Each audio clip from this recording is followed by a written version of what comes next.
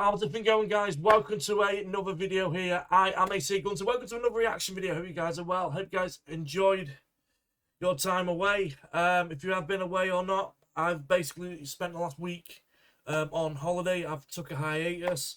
I took a hiatus because, one, I needed a couple of days off. I needed to refresh myself. I need just to have a bit of a chill, and also I was able to get my green screen back. Still having some issues a little bit, but I can't really do much about that. I've tried the best I could. So today, guys, we're going to be watching Nostalgia Critic. This is my first reaction video back after the hiatus. I'm going to do this video here called Man on the Moon is Bad and Here's Why. It's based on the Andy Kaufman biopic that Jim Carrey did in 1999. So, we're continuing with the theme where I said I was going to be doing all the Jim Carrey films that Doug has done. So this is the next one on the list. It's the Man on the Moon. I've decided for this chunk, because, you know, I'm taking hiatus every 5 weeks. Every Tuesday is going to be a Jim Carrey film, Nostalgia Critic. That's how I'm going to do it. So every Tuesday will be a Nostalgia Critic Jim Carrey film. So we're going to be doing this one next. Next week is The Grinch.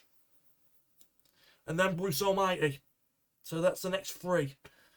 So we're going to do Man on the Moon. Like I said, this was a biopic based on Andy Kaufman. I know he was in a show called Taxi. I've heard of him. I know he did some stuff in wrestling with Jerry the King Lawler. I think Jerry the King Lawler's actually in this film, actually. So, hope you guys are well. Hope you guys are looking after yourselves. I'm still going to do viewer's choice for you guys. I'm probably on a Saturday. The poll would have been on like 3 weeks ago. Alright, the poll would have been on like 3 weeks ago. I would have done the poll weeks ago. Alright, and then Thursday, I'll just do like a random video or something like that on a Thursday. Like, try not to laugh, or do a Scott the Wars, or do a Kelly Chris, or do whoever. So, should we get on with it, guys? So, Man on the Moon is bad, and here's why by Nostalgia Critic. It got a lot of people did like this film, but Critic doesn't like it. Chris thinks he thinks it's a bad film.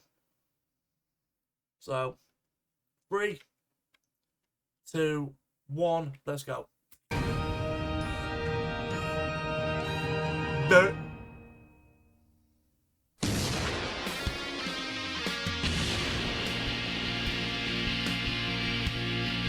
And I was in Lord of War,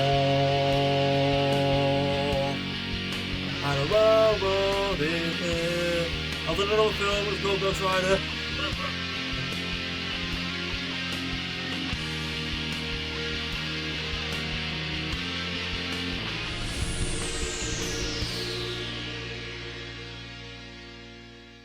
Hello, I'm the Nostalgia Critic guy. Remember, so you don't have to. It's time to talk about the biggest letdown. Second biggest. One of the biggest. A bad movie. Man on the Moon. Right. Now you might be saying to yourself, what an odd movie to pick on. The 1999 biography on entertainer Andy Kaufman may not have been a box office smash, but it got decent enough reviews from critics and audiences praising the life of the legendary comedian and the performances that brought it to life. With game-changing talents like Milos Forman directing, writer Scott Alexander and Larry Karaszewski penning the script, and one of my favorite childhood idols, Jim Carrey, bringing a damn good impression to the screen, why does this deserve such a bashing years later? Well, if you know Andy Kaufman's work, you probably saw this movie as okay. If you know Andy Kaufman's life, you saw this as a huge botched opportunity. Right, so I've just quickly got the film up on my phone. It's got a 64% on Rotten Tomatoes. It's got a box office of 47 million, but it had a budget of between 52 and 82, so it just didn't make its money back. It wasn't by much. It just didn't make its money back. Now, don't get me wrong, I'm aware biographical movies have to take creative license when translating a person's story to the big screen. That's Courtney Love. The fuck? Kurt Cobain's ex-missus. I didn't know Courtney Love was in this film. Well, I've just learned something new. Ed Wood is one of my favorite movies, despite many parts of it being false. Bohemian Rhapsody has a ton of bullshit in it, but I still thought it was okay. Yes, it does. Yeah, I'm a massive Queen fan. they over-exaggerated a lot of shit in that film. Stuff that's not even fucking true. Like, apparently, Freddie told the band before Live Aid that he had AIDS. No, he didn't. He didn't catch AIDS till 86. Live Aid was 85. He didn't catch AIDS until, I believe, it was like 86. Even Annabelle Creation, the spin-off of the spin-off of the sequel of the true story that's clearly 90% horse crap, I still kind of enjoyed. Click to discover Amazon bestsellers. So indulge Apologise, I got it wrong. I just Googled it. It was 87 or 86. But I'm more accurate than the bloody film was. Indulging in cinematic elements that didn't happen, I'm actually okay with. It's a movie. You gotta make an interesting There's Jerry the King Lawler. There's Jerry King. Instead of getting an actor to play Jerry, Jerry plays himself, but he's older. story crammed in a 2-hour running time. There's gotta be some changes. I suppose you want to talk about my documentary where I act like a raging douche. No, Jim Carrey represented by my bad impression, I do not. Though, why did you act like such a douche? Oh, that wasn't me, the fun-loving Jim Carrey everybody adores. No, that was Critic Carrey. Woke-a-crit? My enlightened alter ego that acts like he discovered the meaning of life, but is really using his insecurities to judge people and act like he's better than them. He's over there, actually. Critic, you know you're not really here. But I am. Oh, maybe to your eyes, but to my evolved vision, we are nothing but ideas. Yeah, Jim was going through a very, very rough patch, and he has been for a long, long time. Ever since his girlfriend, when she passed away. Also, last November, his sister passed away. So Jim's going through a rough patch right now. I love Jim Carrey too. That man was basically my childhood and my sense of humour. If it weren't because of Jim, I wouldn't have that style of comedy. I wouldn't be or have my style of humour like I would if it weren't because of Jim Carrey, and I'm so grateful for him. If it weren't because of him, I wouldn't have a style of humour. Humour. Okay, whatever. Oh, and don't ever use a gun again in your reviews. Don't you use guns in a ton of your movies? Well, that's before I became better than you, or maybe I'm playing a character right now, I'm so complex. We call it Russell Brand syndrome. No, believe it or not, this actually has very It's not PC anymore to talk about Russell Brand, because right now here in the UK he's currently in court because possible sexual assault charge has been filed against him. He's pleaded not guilty. He's in court now. very little to do with the Well, as I'm recording this, he was in court. He was in court like mid-June, early to mid-June. documentary that came out about the making of this movie, Jim and Andy, where Jim Carrey Jared Leto'd everyone by pestering and even sabotaging the movie set, claiming he was possessed by Andy Kaufman. That's another can of worms, but it will come up briefly later. The big issue I have with the movie is that elements of Andy's life were made up when they simply didn't need to be. The actual life of Andy Kaufman was really interesting, strange, heartbreaking, and even charming. Kaufman was arguably one of the first big troll comedians, playing with expectations, flip-flopping between making the crowd laugh and annoying the hell out of them. But somehow he did it with a surreal yet infuriating logic that somehow made sense, even if it was only to him. Right. While there were big budget groups that dabbled in similar comedy, Yeah, I agree. Monty Python, yeah. Monty Python was that style of humour. Very troll humour, very over-the-top humour. Yeah, I agree with that, 100%, Doug. this was mostly what Kaufman focused on, inspiring many great comedians to create their own style of anti-humor. So a movie about this man should be both I could probably put... I don't know if I should put this guy on the list, but probably Tom Green. Tom Green's that kind of humour as well. interesting and funny. So why, in my opinion, did it miss what the spirit of Kaufman was about? Well, let's take a closer look. This is Man on the Moon. The film starts off, honestly, pretty great, with Carrey doing Kaufman's foreign man character warning you that big chunks of the movie have been made up for dramatic effect. I decided to cut out all of the baloney. In fact, he hated it so much they cut it down. In fact, it's a lot shorter. In fact, it's over. He plays the theme to Lassie and the credits roll. The theme isn't even very long, so he constantly has to start it over as the credits stop with it. This is friggin' wonderful. A routine Kaufman himself would no doubt really enjoy. But then this happens. He stops in the middle of it, We look at a black screen of silence for about 12 seconds, and then Kaufman comes out in his normal voice to say it was just a means to get rid of the people who wouldn't understand him. Actually, the movie is really great. You know, remember when I said I'd go back to that Jim and Andy documentary? Right. I can't help but think of one line in particular Jim Carrey said when he was Daniel Douche-Lewising everybody. How far should I take this? How far would Andy take it? Good question, Jim. Yeah. How far would Andy take it? Yeah. Jim's right there. So like I said, for me, Jim Carrey's a comedic genius. He's right there. Well, for starters, Andy wouldn't have stopped the credits halfway through. If anything, he would make them go longer. He'd have that record continue to skip and slow everything down. Maybe the record would scratch and break and he has to get it back up and the credits would start all over again, but he would play those credits all the way through. How far would Andy take it? He would have the Universal logo shine at the end, along with the rating of the film that used to pop up afterwards. How far would Andy take it? He would try to have every theater that showed this movie bring up the house lights. Some would be confused and maybe even leave, and he would wait a good 2 minutes minimum to give them time to exit or leave others to talk about what the hell was going on. Then he would peek his head out and the story would begin. How far would Andy take it? That far. That's how far Andy would take it. Yeah. So already, from the very start, there's kind of an understanding of what Andy is about, but it's not being presented. Don't get me wrong, maybe this was an idea and the studio said no, saying they could only do the credit bit for a certain amount of time. First of all, Carrey was so popular at the time, you know, to get away acting like this, that he could have pulled some strings to make this happen, or as far as it could plausibly go. He's right. He's right. Jim had pull still back then. Jim would have 100% gone over the top and crazy and all this lot. Yeah, Doug is 100% right here. Doug's got it spot on. Second, it's unlikely they ever planned to go all the way with this bit because the rest of the movie kinda has a half-assed quality to it.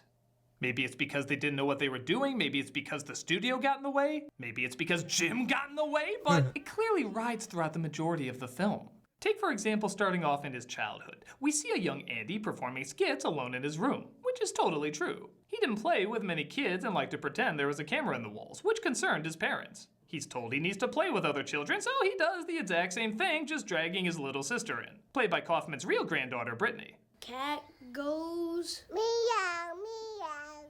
So, anyone that's read Oh, that's really sweet, that. Like, he got Andy Kaufman's granddaughter to be in the actual biopic. That's quite nice. an Andy Kaufman biography knows what's next. He gets past his shyness by performing at kids' birthday parties, he gets drafted by the military but fails the psych evaluation, gets addicted to drugs and has a child out of wedlock, giving her up for adoption, and when he was at his most lost, addicted to drugs and loneliness, he completely turned his life around by discovering transcendental meditation, balancing out the darkest times of his life, allowing him to perform a kids' public access show, where he discovers doing the exact same act for children but for adults instead can be surprisingly hilarious, giving him the inspiration to try comedy, which would be a huge defining point in his life. Or he just goes to stand-up. Yep, all of that skit, and we just go straight to him being a genius. How much of that? How much of his life the guy died when he was only 30, in his 30s? They literally just skipped 8 years of his life. 8 years. That's a quarter of his life. You could have easily put a little bit into that. Yeah, missed opportunity. That would have translated so well into a movie. Failing the military psych test, creating concern for him as a troubled outcast. Getting lost to drugs and showing the struggle of him trying to get his life together. Having a child and giving her up, showing maybe how he could have longed for simpler, innocent realities. And even the almost accidental ways that longing for a simpler outlook created his act and arguably who he is. The essence of where Kaufman's act and Kaufman himself came from, explored like any decent biography would do. Nope. Just genius now, and nobody understands him. I don't know, Andy. I think I have to let you go. Was that Rich? Man, go back. Self came from, explored like any decent biography would do. Nope, just genius now, and nobody understands. Is that Rich Hall? I'm checking that. I'm pretty sure that's Rich Hall. fucking positive. What film? Man on the Moon. Cast. Uh,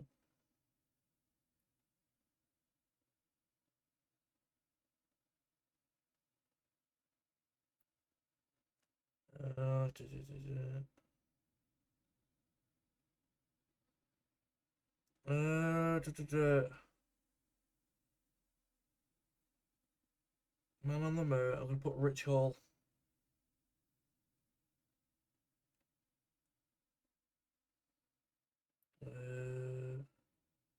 Korea.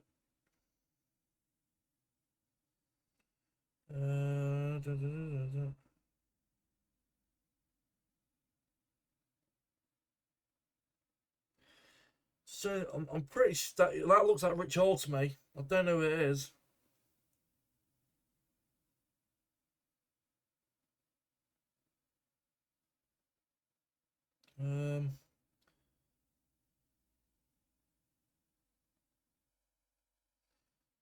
Just trying to sit. I'm trying to find cast.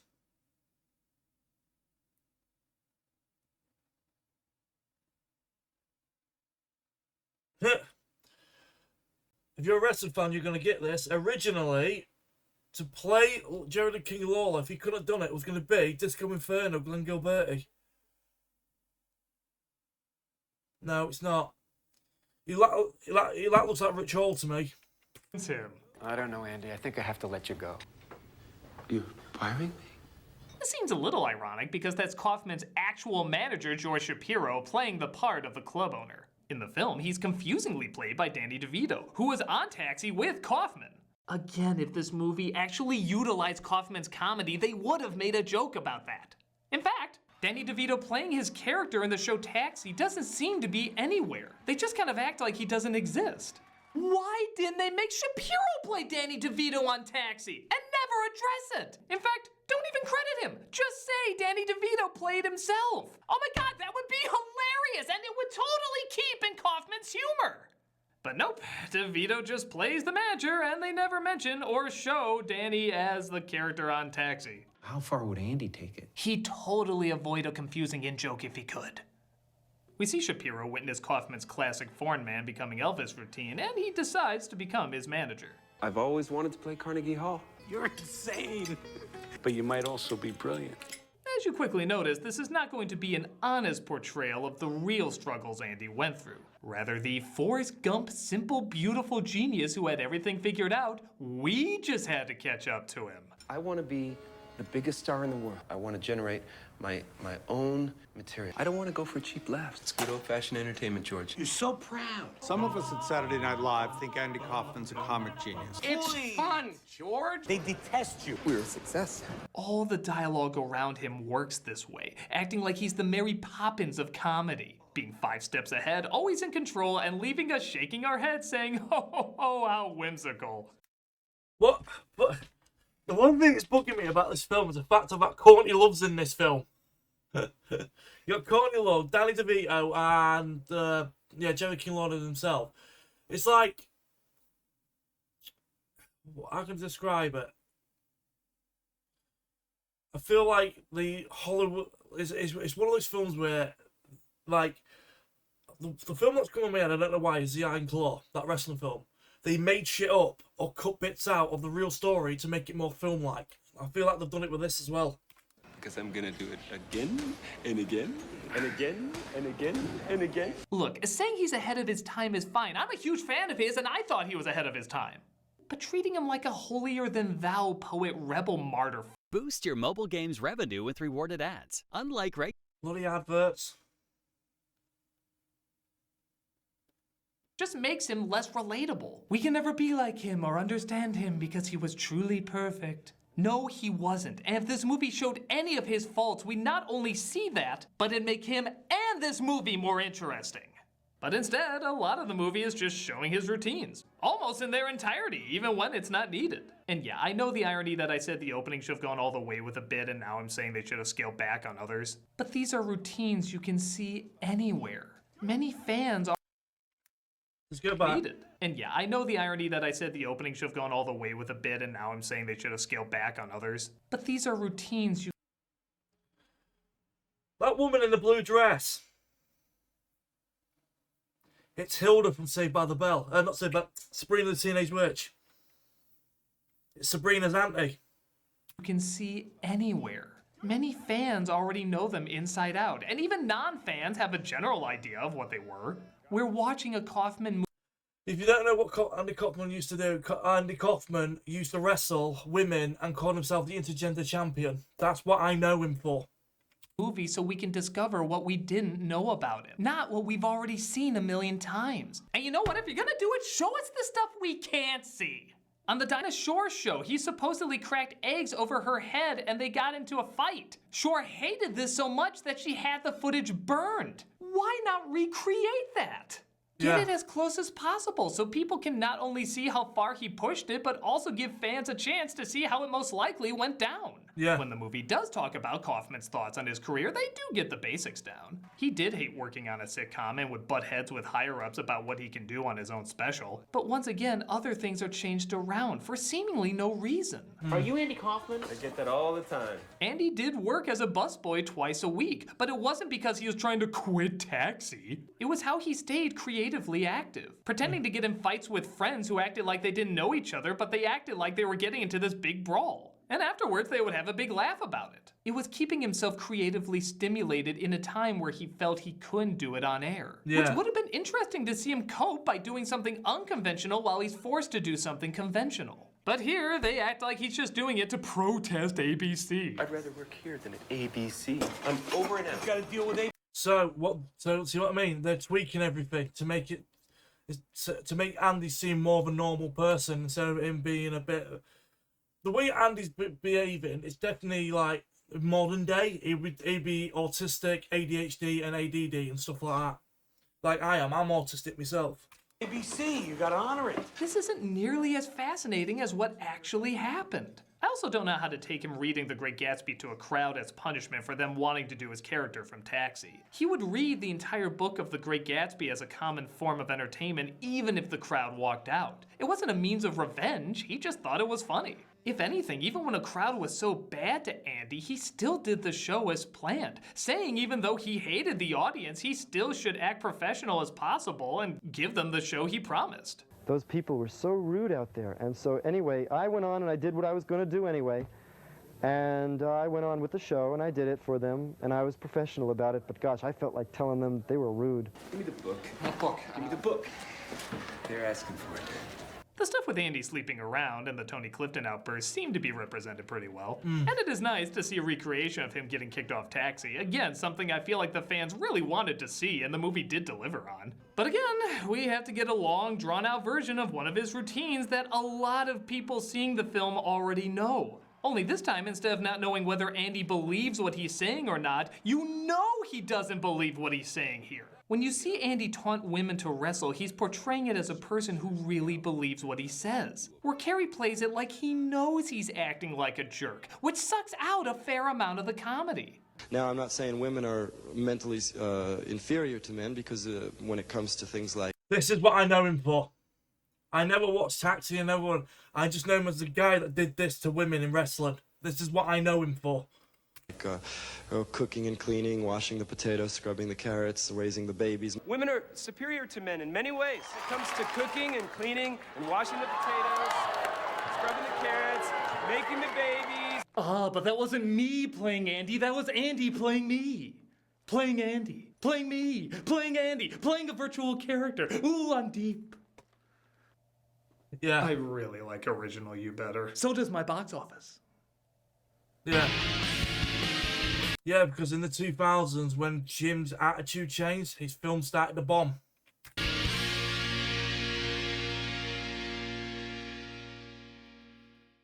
With Virgin Media, get smooth, lightning fast. I might have enough of these adverts.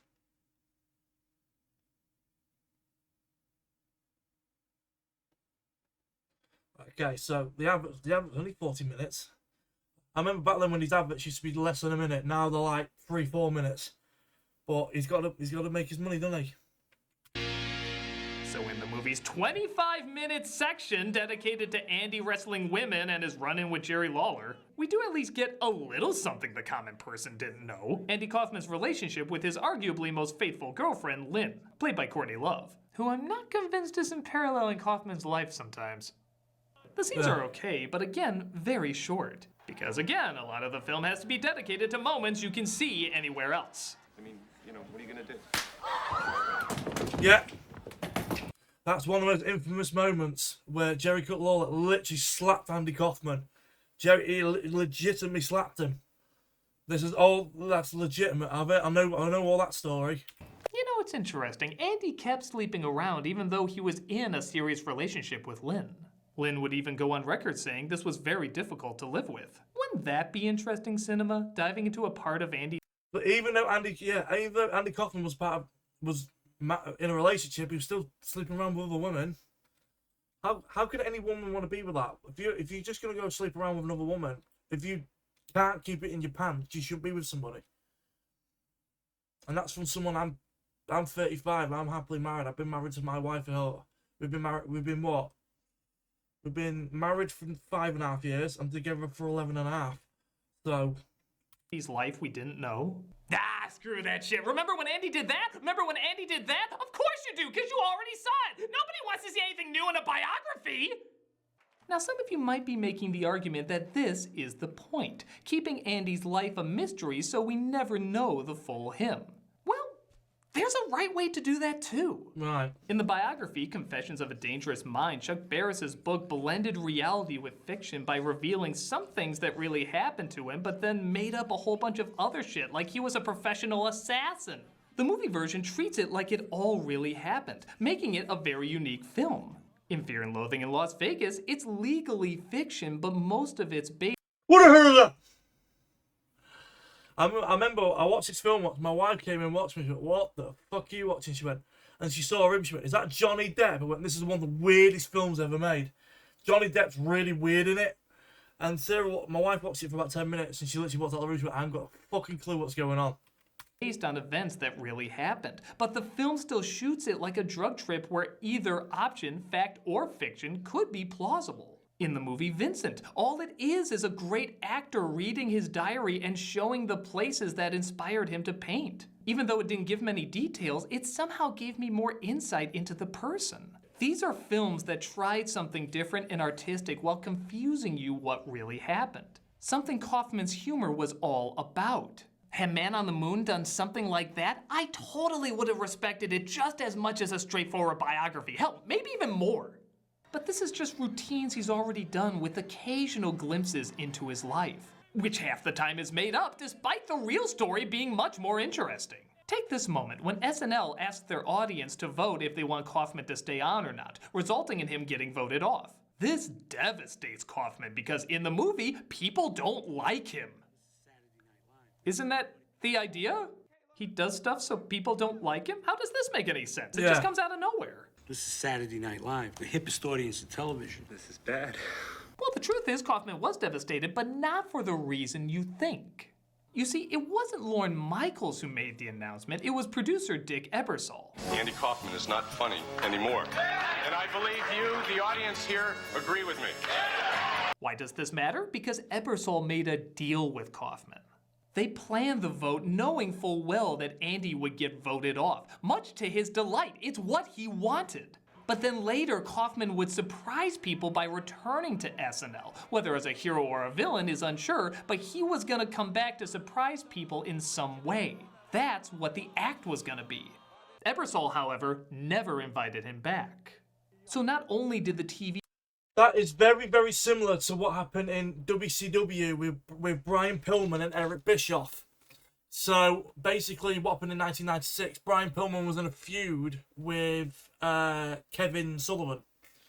And Kevin Sullivan was a booker at the time. And basically in the middle of the match, Brian Pillman grabbed the microphone during an I Quit match and went, "I respect you, booking man." So to give the illusion that he messed everything up, he was fired from WCW, so he went to ECW. And then they were going to bring him back after ECW and make him a massive star. One problem, he could go anywhere he wants, so he went to the WWF. Yeah, very similar story to what he's just said there. Show that gave him a voice stab him in the back, but worse for Kaufman, one of his jokes would go unfinished. And with his OCD tendencies that even the movie kind of taps on, this must have driven him nuts. That's something we can see him getting genuinely upset about. But here, it's because people don't like him. Well, what did he care? Are you smiling at? Have a look at this. I've just checked. Another thing at PCP claim check. That he loved that, so this makes no sense. So you can't even get down the intent of his comedy half the time. Oh, and to make things dumber, they have this stupid reveal. I don't think you two guys should ever work together again. Sorry, George. We just thought it was funny. Yeah, you see the way they edited that? Like they hold on Danny DeVito for a while, trying to make it look like he's talking to Andy and Bob Samuda, but really it's Andy and Jerry Lawler. Like, oh my God, Lawler was in on it. Lawler and Andy planned the whole thing. It was a hoax. It's wrestling! Boom! Doug's right. They were in it together because it's a fucking because it's wrestling. Storylines. Boom. Doug's right. If there's anything people didn't need clarification on being a hoax, it was this! There's no part that shows them planning it out or putting it together. They just want us to Hey, JR. believe that this was all really going on, I guess. Like, whoa, that was all planned? Sure shocked me. Oh, Jesus Christ, he admitted it! I would have to say all these nasty things about women just to get them to come on stage and just to define for the audience that the audience should be booing me. Why was that supposed to be a surprise? Here's another completely botched moment. And Yeah. Yeah. You didn't need to explain that because it's wrestling. Everybody knows that wrestling is like a movie, like a storyline. It's all predetermined. I love pro wrestling. I still watch wrestling I've been watching wrestling since I was 9 years old. I'm 35 now. Yeah. Andy is kicked out of his transcendental meditation group, which seems to really put him in a bad funk. I'm a bad person. Now, as an audience member watching this, you'd probably be wondering, why is this such a big deal? I mean, you do see him meditate once or twice. He clearly takes it seriously, but again, he usually doesn't care what people think, so why is he wrapped up in bed staring at the ceiling over this? Well, again, if they treated this like an actual bioflick, you would know that he saw meditation as the reason he was still alive. He said it saved him from the world of drugs and insecurity and brought his life meaning and purpose. So yeah, he probably would be bummed out being kicked from that, but absolutely none of that is represented here. Whatever big emotional response they could have gotten out of this is completely lost. He doesn't even act sad for very long. Lynn enters the room and he quickly asks if she wants to move in with him. Do you want to move in with me? Cut to her moving in with him. Sad meditation stuff over. So yeah, it fails as being both a small deal and a big deal somehow. How do you even accomplish that? But perhaps the biggest missed opportunity is when Andy Kaufman gets lung cancer. They skip the scene of him finding out from the doctor, which I guess is supposed to confuse us further. And as you'd expect, his own friends and family don't believe him. Plans these things, he takes over and hires actors. You know, personally, I think that doctor guy was very convincing. I mean, these scenes are done okay, and they do move his big Carnegie Hall performance to 1983 as opposed to 1979, long before he was diagnosed with anything. Believe it or not, I'm actually okay with this. Yeah. Sure, it didn't happen in this order, but it's kind of like having the Queen Live Aid concert after Freddie Mercury was diagnosed with AIDS. It adds an extra poetic weight to it. It makes the... Yeah. Like I said, Live Aid was 1985. He wasn't diagnosed with HIV until 1987 and died in 91. So, yeah, he was only 45. Freddie. He was an absolute genius. I'm saying it. He was a genius. The scene better, which is expected for a bioflick. They change around a few things in the show, which again is fine as they're trying to condense it down. But here's where they drop the ball on an amazing scene they could have had. As in real life, Andy took the entire audience out for milk and cookies. In the movie, it stops there, but in reality, the people weren't leaving and Andy needed to tell them, playtime's over, it's time to go home. He shouted out, "The show will continue tomorrow at 1 o'clock at the Staten Island Ferry." People laughed and applauded and went home. The next morning, his writer, Bob Samuda, woke him up, wondering if he was gonna go. Andy said the crowd knew it was a joke and nobody would be there, but then he thought about the one or two fans that might have confused what he said for real and show up there all alone. So he got dressed, went to the Staten Island ferry, and sure enough, there were over 300 people there. Andy was speechless. For the first time ever, people cared about him. He actually had people care about him. Imagine if I said to people, oh yeah, I'm going to be at so-and-so for, and even if only 5 people turned up, I'd be like, you guys care. Do you know what I mean? The audience had pulled one over on him. People kind of figured out he didn't really have anything planned, but they didn't care. If anything, it made it better. The crowd fooled him for once. He bought the people ice cream cones, sung a few songs, even did a little wrestling. But this was the first time he was fooled by an entire crowd. Not because of spite, but because of love. Love for his comedy, love for his work, and love for him.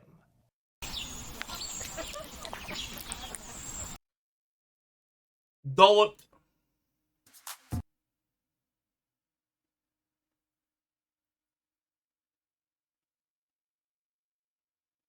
How epic would that have been in a movie? It's pretty much the highlight of the entire flick. You can make it even bigger. 300? Why not make it the entire crowd that showed up? You've lied about other things. Why not lie about this to make the moment even grander and bigger? This could have been the big tear-jerking scene. But instead, we have a different way he was fooled, which also sadly did happen. Andy was convinced that a healer scam artist could take the cancer out of him, but discovers it's bogus. Again, it's not a bad scene, and I kinda like him laughing, as in this version he discovers it while he's there, but then it just jumps to him being dead. This dissolve is so weirdly empty. Honestly, truth be told, a lot of the edits in this movie are. They don't flow in a natural way. They seem to more stop a scene rather than end it. It often looks like it's interrupting a moment in the middle rather than organically transitioning to the next part of the story. Didn't even have doctor shoes. No, no, no, no. He's definitely not dying. But seriously, for the grand touchy-feely tone this movie is trying to go for, the Staten Island ferry scene would have been such a high mark to go out on. You know what, screw it, since you're switching a bunch of other stuff around, why didn't you switch those two around? Maybe have Kaufman go get the false treatment earlier in his sickness, like while he still has hair and everything. He finds out he's been fooled in an awful way, but then he goes home to do the show where he finds he's been fooled in a loving way. Imagine you just saw that scene with everyone cheering his arrival to Staten Island. He's so touched to see all the people there cheering him. They finally fooled him. It's come full circle. And then you dissolve to him in the casket. How much more powerful would that have been? What an incredible contrast of both sadness and joy. However, we get... I'm trying to think this in my head. I read somewhere, I don't know if this is true or not, that Andy Kaufman never smoked. And he still died of lung cancer and he never smoked. I'm pretty sure I heard that somewhere. The edit we got, and the film ends with Tony Clifton returning 1 year later singing I Will Survive, never revealing who actually played him. An okay ending to what could have been an emotional powerhouse of a movie. But you have to admit it's what Andy would have wanted. I know, I was him for 5 seconds just now. You know, that's another reason I brought up your soul-possessing performance. If you really cared about representing Andy Kaufman correctly, why didn't you focus on making his story more interesting rather than making your story more interesting? Well, I'm just an actor. I don't have that kind of power. You stopped production several times on this flick. I'm sure you could have pulled some strings and said, hey, maybe we can make this more faithful. Are you saying I made this movie bad? No. Actually, your acting's pretty decent in this. Oh, good, as long as I get attention. But like a lot of people who made this movie or even saw this movie, the focus seems to be in the wrong place. Yeah. Man on the Moon doesn't help you understand an artist or his art any better. If anything, it makes you understand it less because they changed so much of how he performed his art and the reasons why. Like I said before, I wouldn't mind too much if it made for a better story. But Kaufman's story was already interesting, and the changes made surprisingly make it boring.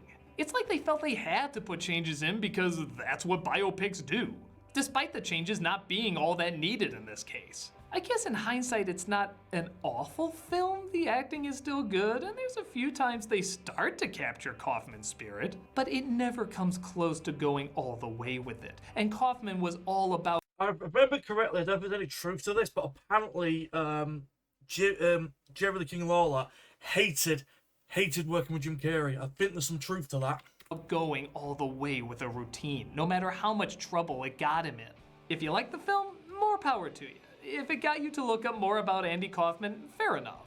Like I said before, I don't really hate this film as a standalone flick. I hate it because of what it could have been, what it should have been. It's not one of the worst films ever made, not by a long shot.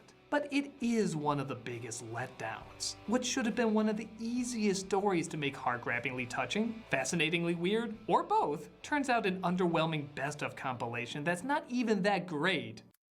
So yeah, well, I've got up on my phone. Jeremy Klingler has said that Jim Carrey pissed him off that much for the way he was acting, and he felt like he was disrespecting Andy Kaufman so much that he fucking punched him.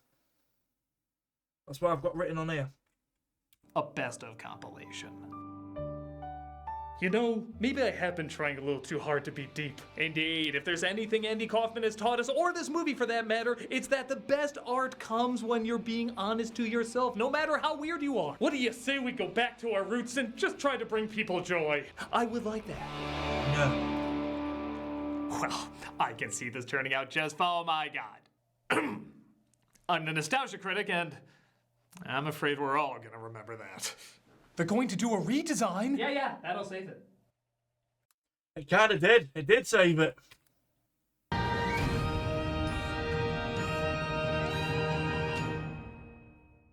Hey, Doug Walker. Is that the film? There we go. I don't know if anyone has titled a yacht. We sell them at my workplace. They're actually really fucking nice. Salted caramel yogurts. Fucking gorgeous. So guys, yeah, it's a shame about this film, because this film could have been really, really fucking epic. Well, yeah, it could have been really fucking epic, really fucking cool, but sadly, no, it wasn't. That's an old one. I'm hoping for a new survival series to come up, but they haven't done one yet. So, yeah, I absolutely, yeah, I personally think it's a mediocre film. It's very meh. I don't really like biopics very much, because a lot of them just change things but are not real, or make things sound more worse than what it actually is for storyline reasons, to make it more engaging and stuff. I don't really like that in films. I haven't really liked that for a long time, to be fair. So, anyway, guys, that be it for today's video. Like I said at the start of the video, I'm going to do the next Jim Carrey one. Will be same time next week. I'm going to do the Grinch. I know I've done the Grinch already in the last year or so. It's just that I'm doing it for completion. So I'll see you on Thursday for the next reaction video. I don't know what I'm doing yet for Thursday, so be a surprise for you guys when you watch on Thursday. So until then, have a good one. I'll see you in a bit. Peace. Love you all. Bye bye.